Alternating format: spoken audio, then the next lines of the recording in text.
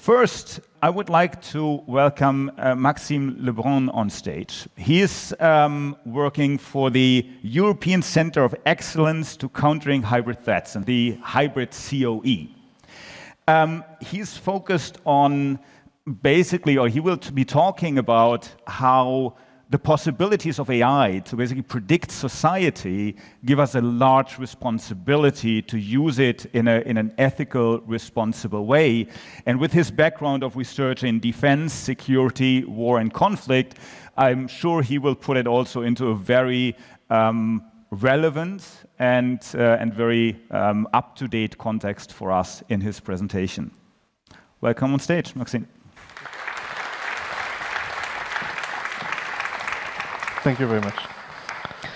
So, thank you very much for having me for this discussion. I indeed come from the HybridCoE, which is a transatlantic hub of expertise and hub of partners who is studying the diverse manifestations of hybrid threats and what kind of new challenges this does create for our societies, this kind of a combinations of threats, risks, disruptions that could be instrumentalized by some actors.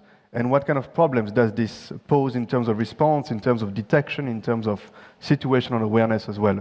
So this is a fairly small institution, about 30 staff members, 31 participating states from the EU and NATO membership.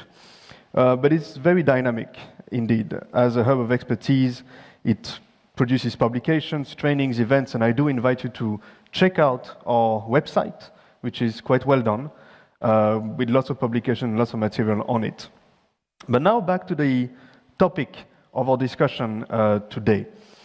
I think AI is the kind of technology that opens possibilities and risks in every single aspect of societal security. And that's an important point to understand, I think.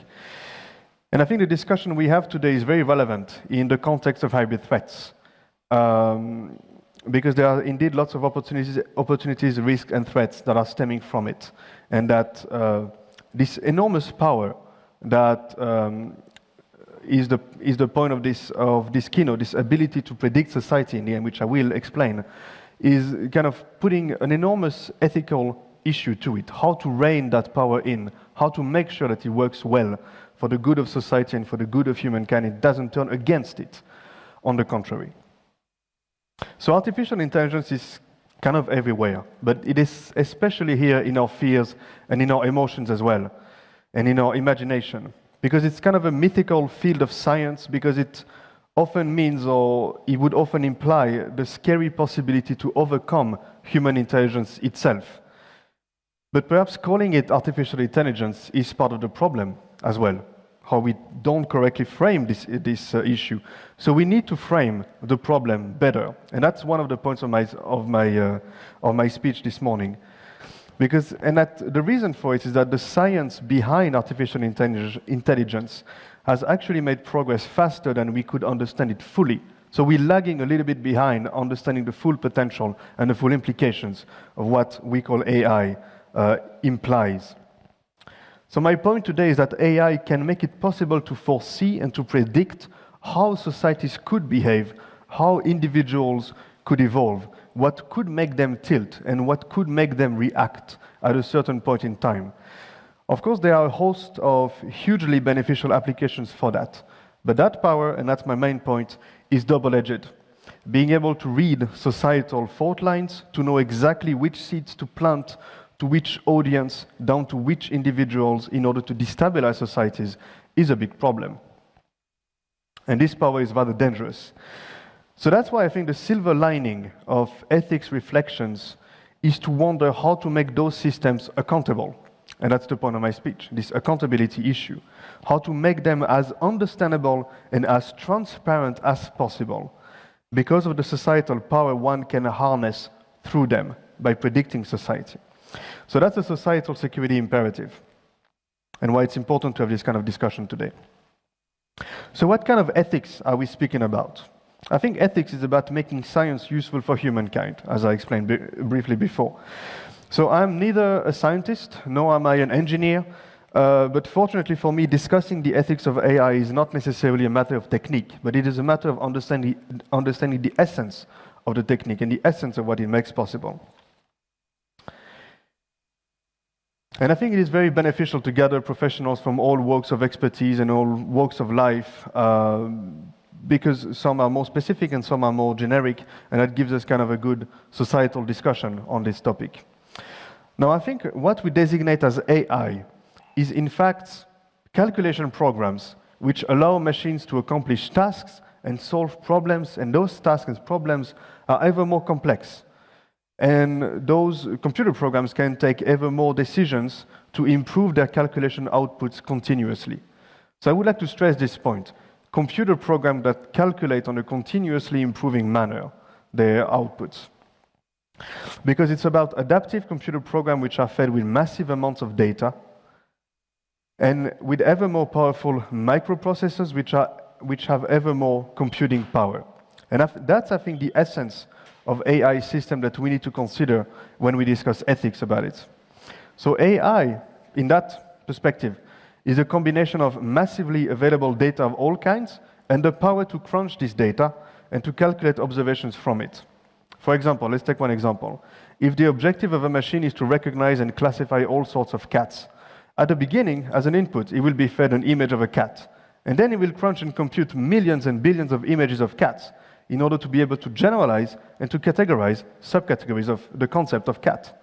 That's essentially the kind of idea and the kind of artificial intelligence that I would like to wonder the ethics of this morning. And these kinds of computing programs are intelligent specifically because they learn and because they adapt. That's the kind of why we call them intelligent. Because the computer program can acquire new competencies, it can generalize, it can change to improve its very output. So I think this science of machine learning relies on a deep data input and on feedback over the result of the calculation over this input. And that's important to understand. There is the feedback over the result. So it means that the data is basically presented layer after layer in ever more details. This is like deep machine learning or deep neuronal representation. So it's presented in layer after layer in ever more details, and it's connected like a neural network. While you have trial and error dynamics or feedback dynamics that make the computer program to integrate its own mistakes. I'm repeating that because it's important to understand when we want to think about the essence of the technology we have in front of our eyes. For example, those kind of facial, voice, or text recognition systems, which are the most used cases of AI, they already can learn and transform from feedback from their environment. Alexa will learn about our ways of speaking, about our tone, about our accent, about our mistakes, about the way that we necessarily don't speak the correct language. So it will kind of adapt and learn from its environment feedback.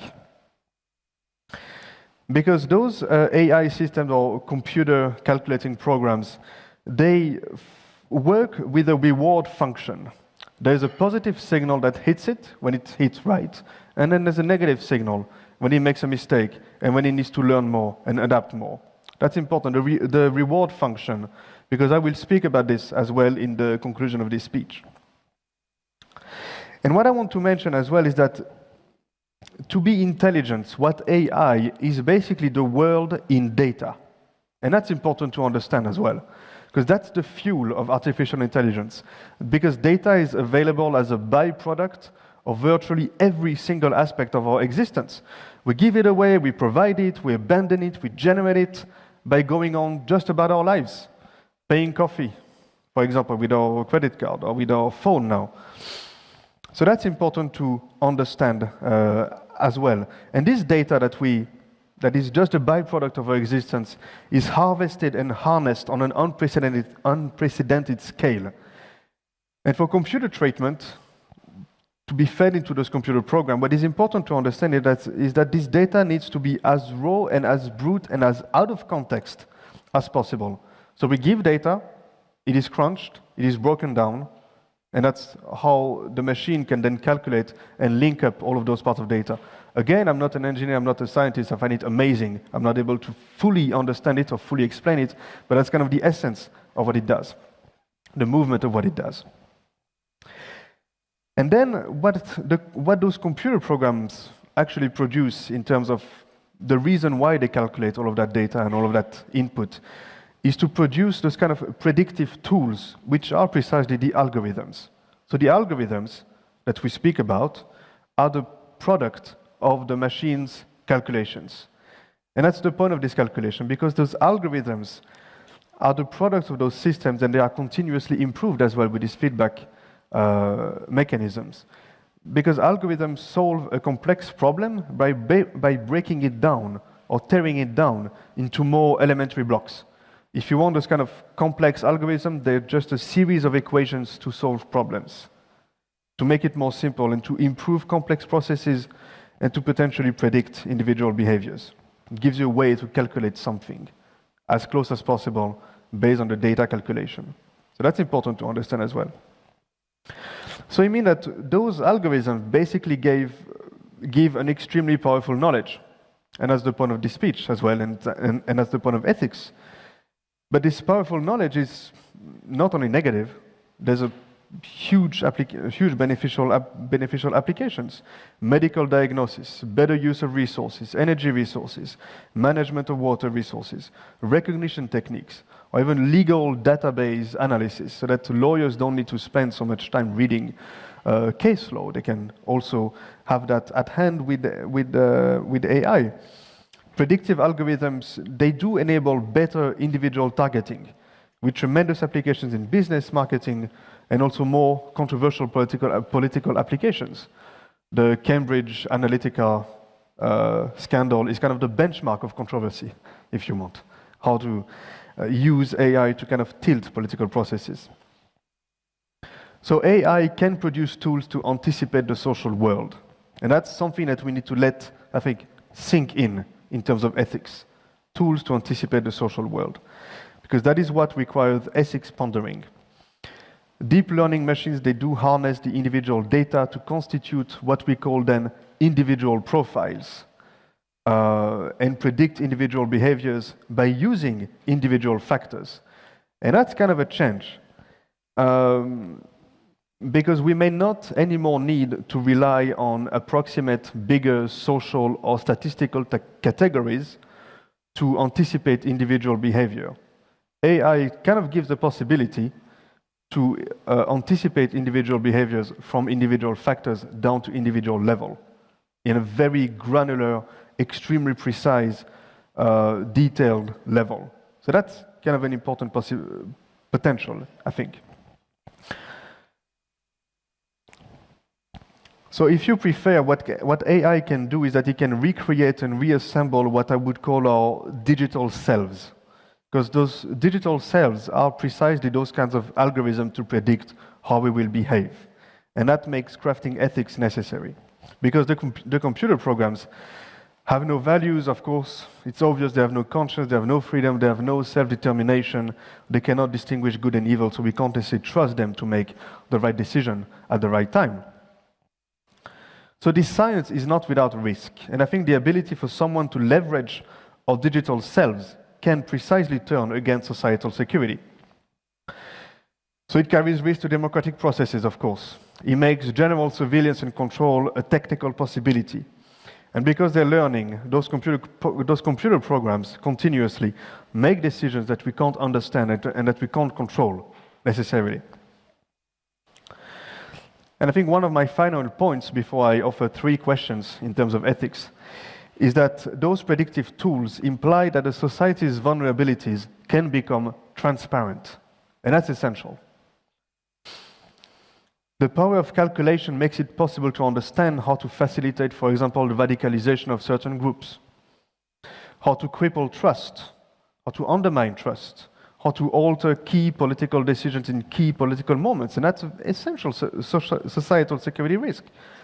And an actor or a person or an organization or a group of persons or a state that could own and use those very fine algorithms can understand and potentially engineer the constitution of individuals' identities, how they see their allegiances, how they negotiate their values, what they think and what they talk about, or what makes them go on the street and storm the Capitol.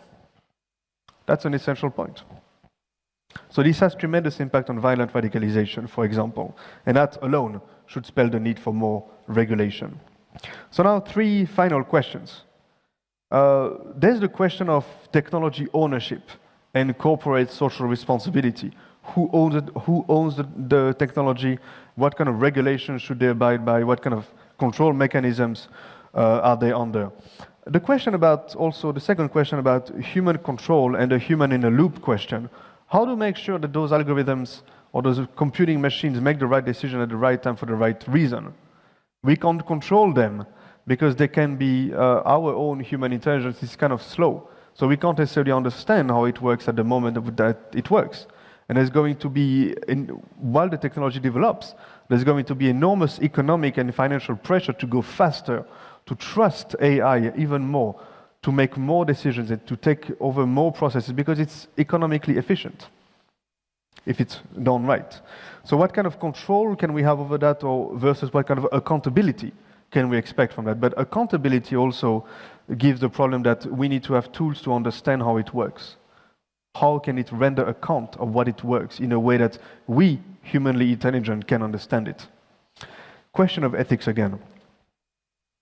And finally, the final question about ethics is that machine learning is based on this famous reward function.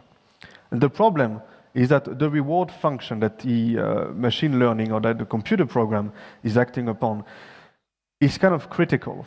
How to protect that reward function so that the reward function would not become a problem in itself, that it wouldn't be abiding to interests that would be contrary to societal security, to interests that would not only respond to business interests or to economic interests, but also to further societal peace imperative, or societal cohesion imperative based on that kind of power that it gives. Because that's a security and safety issue. For example, stock market prediction system could cause self-fulfilling prophecies and financial instability. Or content selection on social media produces the effect that they do produce, which are not necessarily conducive of societal security and of societal peace. Important question. So my guiding thread this morning was about accountability. The kind of ethics that we'll define for AI system will actually determine the kind of regulations and the kind of norms that the technology will need to abide by. And the ambassador rightly pointed out to the EU competence in it, and I would like to stress the DSA, the DMA, the GDPR regulation, which are important milestones in the regulation of AI and in the regulation of all the technological environment that is conducive to AI progress. That's a very fast pace of innovation, so we need to keep up with that. And again, I mentioned the financial and economic pressures to go faster and to go further and to trust more the AI. So we need to understand what drives the machines to adapt, because most AI applications, and that would be my conclusions, carry great societal hope of betterment and societal betterment. But there's also this vast potential for structural threats to our societies, and that power of knowledge must be made accountable. Thank you for your attention.